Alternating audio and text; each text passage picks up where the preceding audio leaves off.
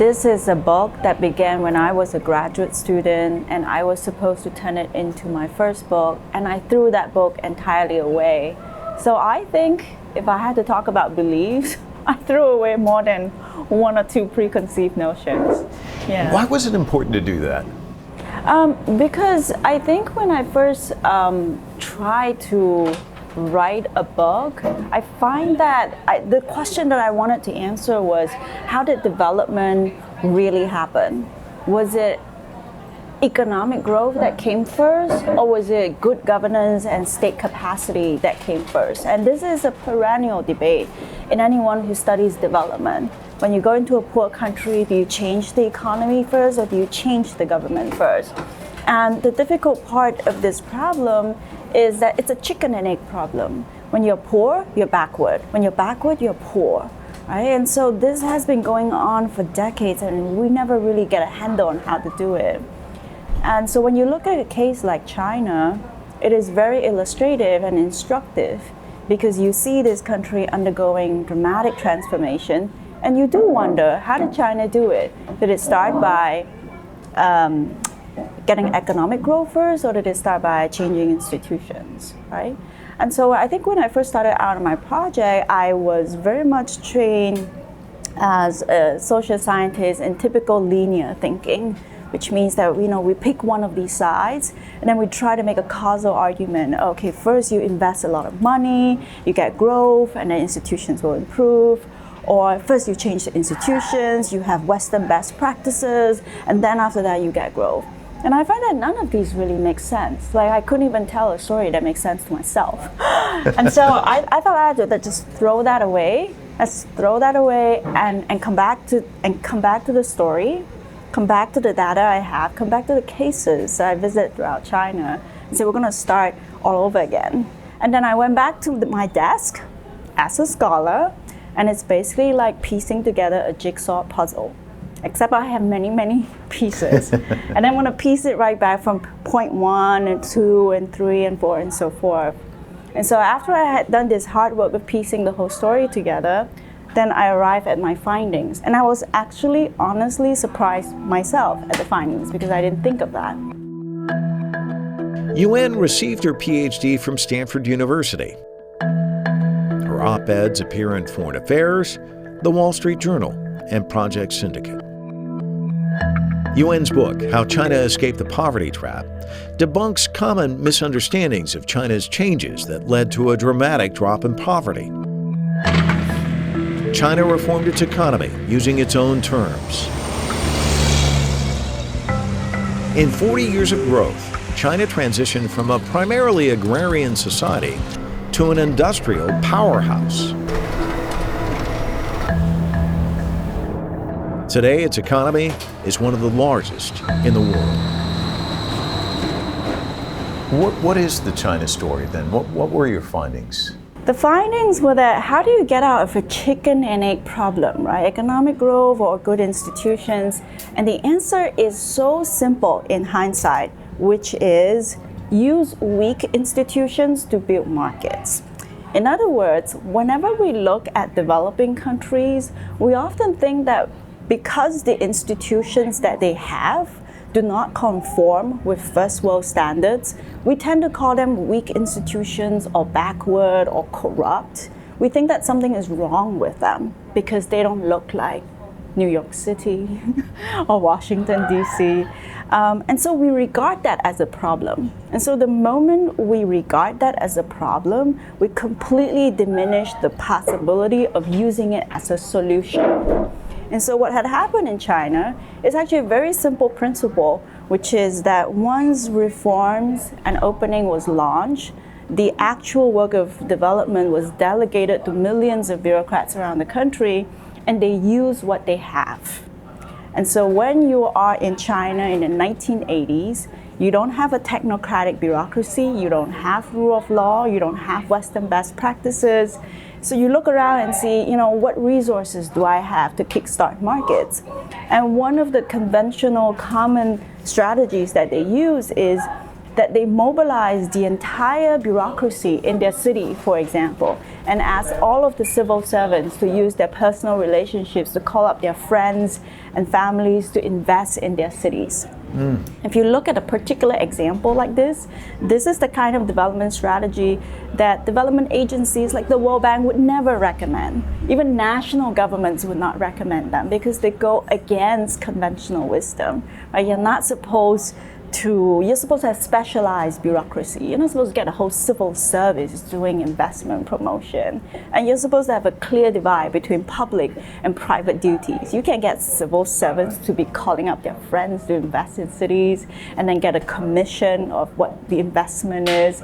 And so if you look at each part of the strategies that are used at the local level in China, it would look extremely problematic, and we would never have allowed it by first world standards.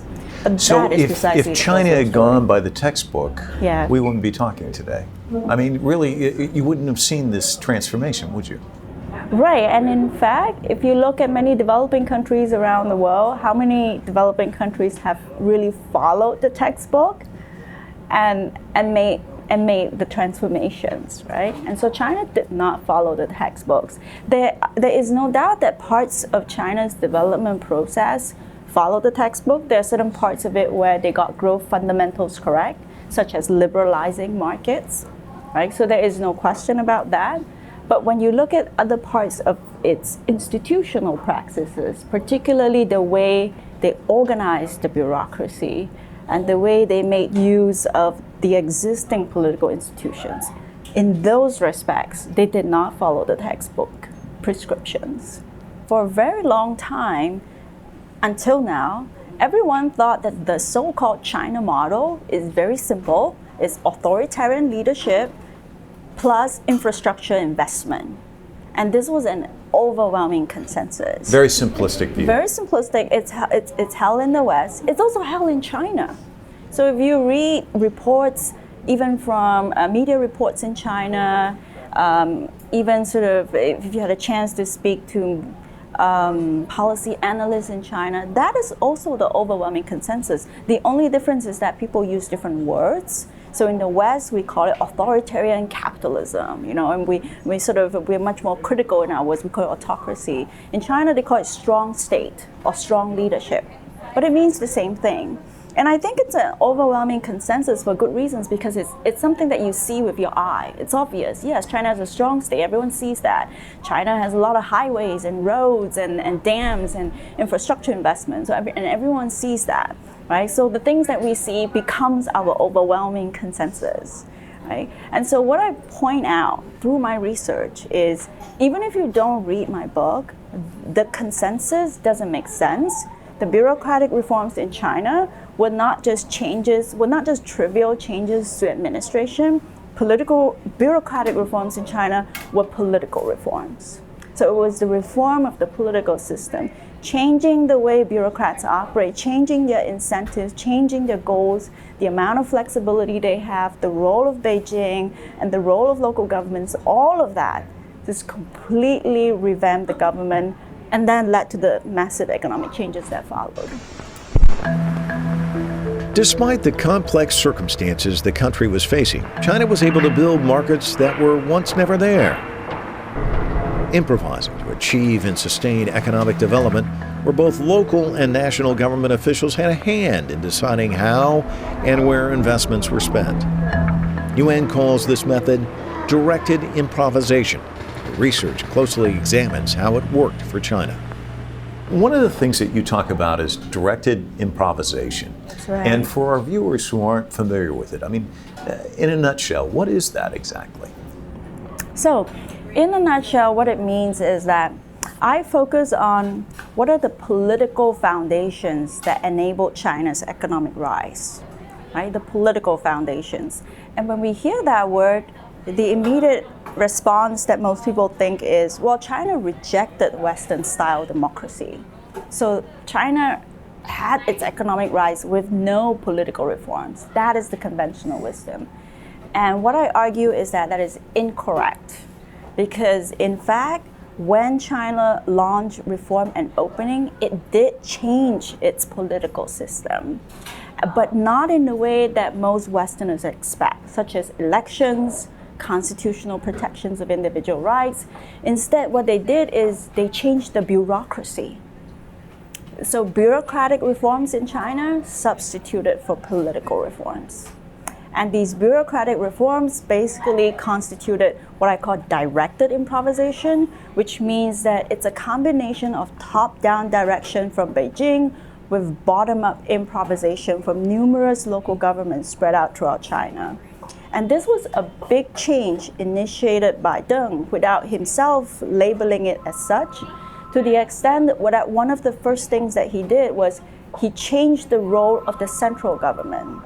And what Deng did is, even while he kept the Chinese Communist Party in place, he changed the role of the central government from a commander to a director.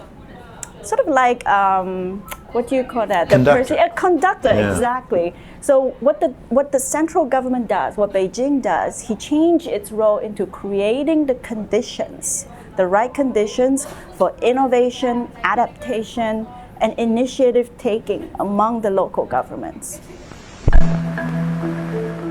In 1978, Chinese leader Deng Xiaoping opened markets and reformed China's bureaucracy.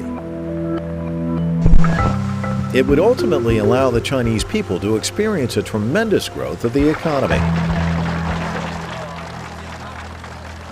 Talk to me about what you see as you chart out this story, this remarkable story. When do you really start to see headway in terms of this model really as an engine to really kind of eradicate a large number of people living in poverty? Yeah, that's a great question. And I think we need to have first we need to clarify, which is that China has this famous achievement of taking 700 million people out of poverty, but it was unique in the sense that this was achieved through rapid economic growth and not anti-poverty policies. Right. The targeted anti-poverty policies that we read about in the news today only came about after 2012 when President Xi came to office. And so we have to actually separate poverty eradication in China into two periods. The first 35 years, which was done through rapid economic growth, and then the recent 5 years where the focus shift to poverty policies. So the first 35 years of poverty eradication was almost as if poverty eradication is a side effect of rapid economic growth. And so what it did was basically just open markets, create jobs, have as many businesses and investments and factories as possible. And so this vibrant economic growth sort of lifted all boats. Right? And so a lot of people escape poverty. You have a massive middle class in China today, but you have one very serious side effect, which is severe inequality. And so it's almost paradoxical, like you've taken many people out of poverty, but at the same time you have serious inequality in China. So to give an example, by 2012, China's Gini coefficient, which is the common indicator of income inequality, is actually higher than the United States, which is, again, extremely paradoxical because this is supposed to be a communist country, but the level of inequality by 2012 was actually higher than in the United States.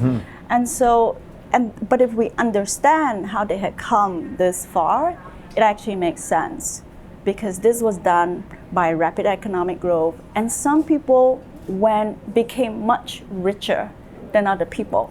If you want to have poverty eradication on a large scale, which for China was a priority in the 1980s because the entire country was at a state of very low income, then the more appropriate method is simply economic growth. Right? You create markets, you create jobs, you create businesses, but it will not be targeted, which means that some people will get richer than others. And in fact, Deng had a famous phrase for that. It was called, "Let some get rich first." And he was right about that. Right, and but the advantage of that approach is that it was massive in scale. Right, so you can have many boats lifted all at once. The downside of that approach is that some people just get massively rich. And so by 2012, what you see in China is that you have a massive middle class, but income inequality was very high. So given this set of conditions and circumstances, it then made sense for the leadership to say, now we're gonna actually focus on the people who are left behind, and we're gonna use targeted policies to take them out of poverty.